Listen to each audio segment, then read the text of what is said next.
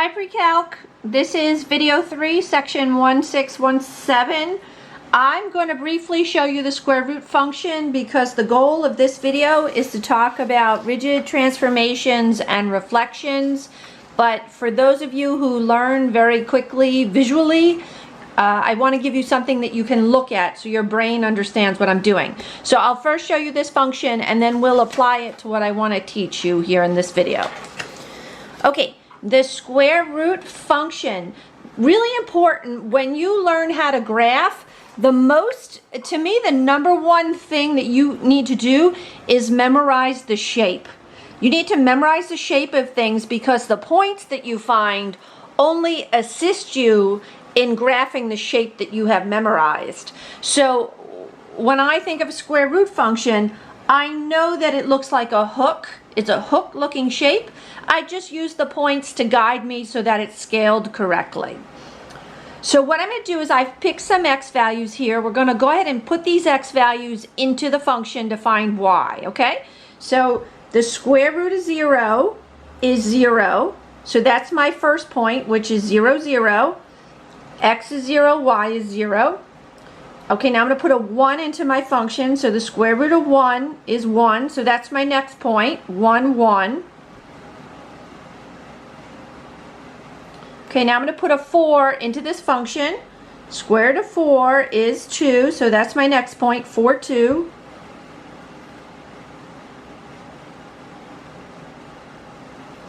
Okay, now I'm going to put a 9 into the function. So that's my last point I've picked, 9, 3. Okay, good.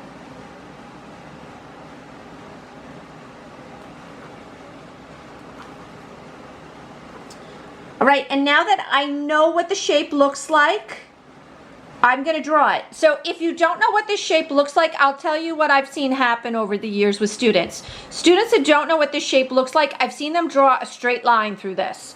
I mean, it's a little bendy, but they've literally drawn like all the way across, which is incorrect because a graph like this, if you have a radical with an even index, and we talked about this last lecture, if you have a radical with an even index, it has a domain that x has to be greater than or equal to 0. So that means that there's actually no picture over here. The graph doesn't exist over here. So it's important to know what the domain of a graph is and that you memorize what the shape is. Okay, and then because I know that this looks like a hook, I can connect everything appropriately and not like I said, I've seen a lot of students draw like straight line. Okay, it's got to look like a hook. Okay, so now that we talked about the square root function, let me go back now and talk about these concepts.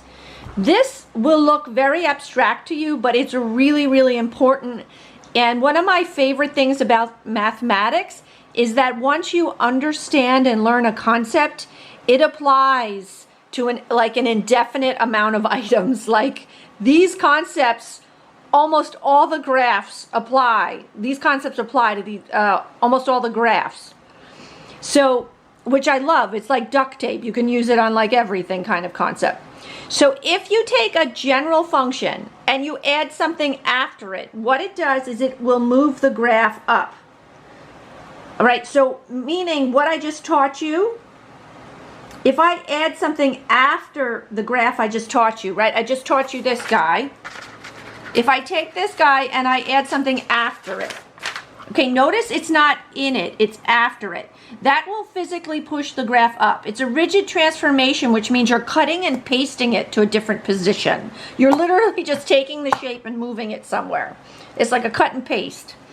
If you put subtract something after a function, it will move the graph down.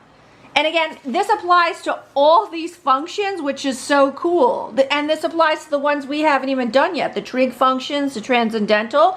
These rules are really powerful. You get them now and you have it for this entire book because they apply through the entire book. All right, so something after the function that's minus moves it down.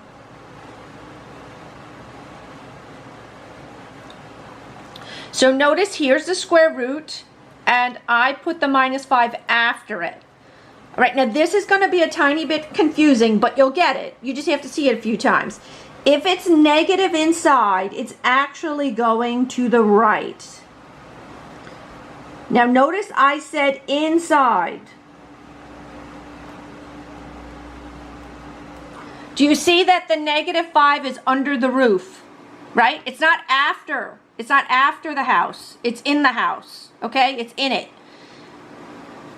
Up, down are after, left, right are inside. All right, so a negative inside actually goes to the right. And as you can probably guess, a positive inside goes to the left.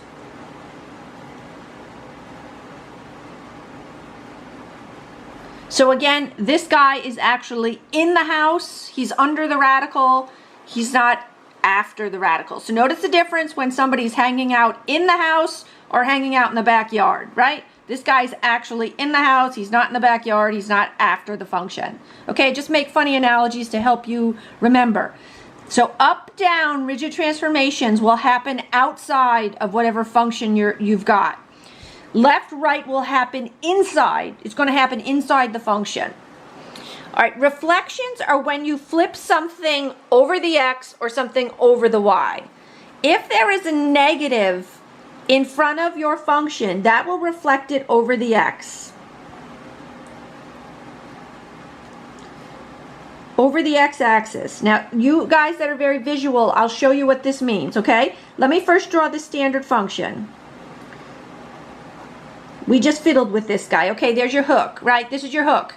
If I put a negative in front of my hook, that's saying, okay, buddy, all your outputs are negative. All my outputs were positive. They were above here. You put a negative. What that does is it makes it sort of frown. It's going to make all its outputs negative. So it flips it like this. Because now, for the x value, the y value is negative. So it's going to end up down here. Like if I put in 4, if I put in 4, it's going to output a 2. But if I put in a 4 here, it's going to output a -2. A -2, right? It's flipping it down. Okay, likewise, if I put a negative in the house, in the function. So this is outside, this is in the backyard, this is inside or in the function. This is going to reflect it over the y.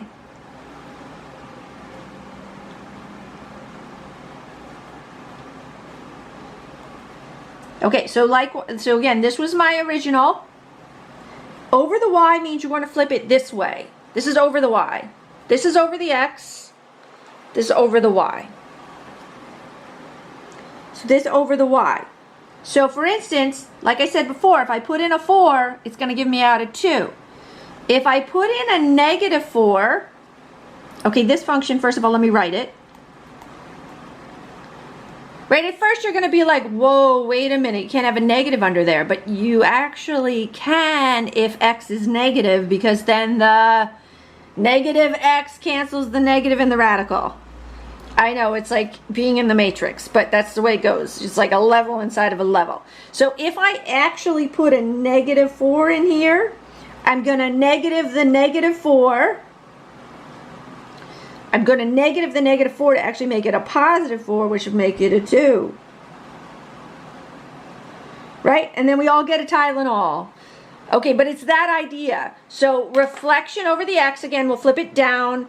Reflection over the y, we'll flip it to the other side, from the right to the left. Okay, gang, this video is already over 9 minutes, so let's just can it here. Please make sure you're registering what I'm saying. All these concepts apply to all the graphs, okay? Linear, they're so simplistic, you don't really see it as directly. I mean, it still applies, but what I'm trying to say is this applies to all your graphs. I just happen to use it with the square root. All right, gang, catch you again soon. Bye-bye.